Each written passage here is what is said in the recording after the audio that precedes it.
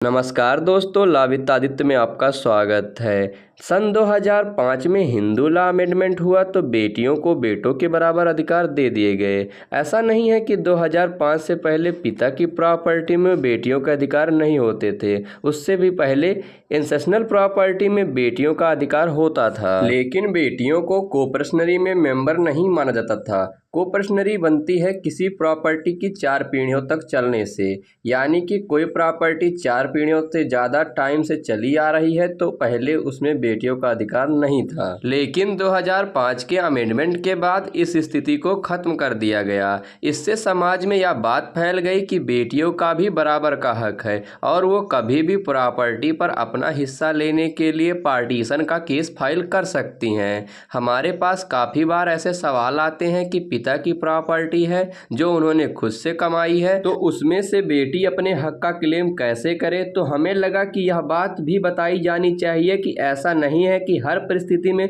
बेटियों को प्रॉपर्टी पर अधिकार मिलता हो, बल्कि कुछ परिस्थितियां ऐसी भी हैं जिनमें बेटियों को प्रॉपर्टी पर अधिकार नहीं भी मिलता है। और आज हम उन्हीं परिस्थितियों के बारे में आपसे बात करने वाले हैं। सबसे पहले आप यह समझ लीजिए कि अगर किसी व्यक्ति के पास कोई सेल्फ एक्वायर प्रॉपर्टी है तो वह व्यक्ति अपने जीवन काल में उस प्रॉपर्टी के बारे में कोई भी डिसीजन ले, वो पूरी तरह से स्वतंत्र होता है। यानी अपनी सेल्फ एक्वायर प्रॉपर्टी को कोई व्यक्ति अपनी लाइफ टाइम में बेच सकता है, गिफ्ट कर सकता है, दान कर सकता है या उसके लिए कोई भी बिल या ट्रस्ट बना सकता है। अपनी सेल्फ एक्वायर प्रॉपर्टी के बारे में कोई भी डिसीजन लेने से उस व्यक्ति को उसकी बेटी या बेटा कोई नहीं रोक सकता है, क्योंकि जिसकी सेल्फ एक्वायर प्रॉपर्टी है उसके जीवित रहते प्रॉपर्टी में किसी और का कोई हित या हस्तक्षेप नहीं होता है। यह बात उन लोगों के लिए जान लेना बहुत जरूरी है जो अपने पिता की जीवित रहते उनकी प्रॉपर्टी में हिस्सा लेने के बारे में सोच रहे हैं,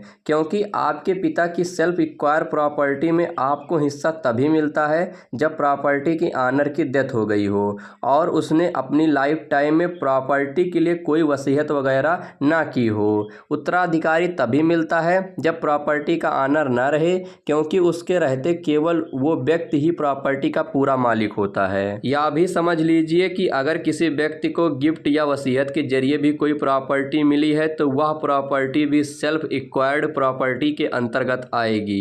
तो पहली परिस्थिति यह हुई कि अगर पिता की कोई सेल्फ एक्वायर प्रॉपर्टी है तो उसके जीवित रहते हुए पुत्र या पुत्री किसी का कोई अधिकार या क्लेम उस प्रॉपर्टी पर नहीं होगा। इसके बाद अगर किसी व्यक्ति ने अपनी लाइफ टाइम में अपनी प्रॉपर्टी वसीयत कर दी है तो उसके मरने के बाद कोई फर्क नहीं पड़ता कि उत्तराधिकारी कितने हैं, बल्कि उसकी प्रॉपर्टी उन लोगों को प्राप्त होगी जिनके फेवर में वसीयत की गई है। मान लीजिए किसी व्यक्ति के 2 पुत्र और 2 पुत्री हैं, लेकिन उसने अपनी डेथ से पहले अपनी प्रॉपर्टी केवल अपने बेटों के फेवर में कर दी है, तो बेटियां यह नहीं कह सकती हैं कि उसमें हमारा भी बराबर का अधिकार है, क्योंकि प्रॉपर्टी के बारे में अधिकार वसीयत से तय किया जाएगा। इसके बाद तीसरी परिस्थिति आती है कि अगर पिता की डेथ के बाद बेटी अपने हिस्से का त्याग बाकी हिस्सेदारों के फेवर में कर चुकी है तो वह बाद में अपना हिस्सा लेने के लिए कोई क्लेम नहीं कर सकती है। हाँ, इसके लिए यह जरूरी है कि बेटी ने अपने हिस्से का त्याग रजिस्टर रिलीज डीड के जरिए किया हो। एक बार कोई हिस्सेदार अपना हिस्सा रिलीज कर दे तो उसके बाद वह इसके बाउंड होता है और उसका हिस्सा उस प्रॉपर्टी से हमेशा के लिए खत्म हो जाता है। हालांकि हक त्याग अगर धोखे से रखकर या गलत तरीके से करवाया गया हो उसे चैलेंज किया जा सकता है, लेकिन जनरली ऐसा पॉसिबल नहीं है कि हक त्याग के बाद कोई व्यक्ति उस प्रॉपर्टी पे क्लेम कर सके।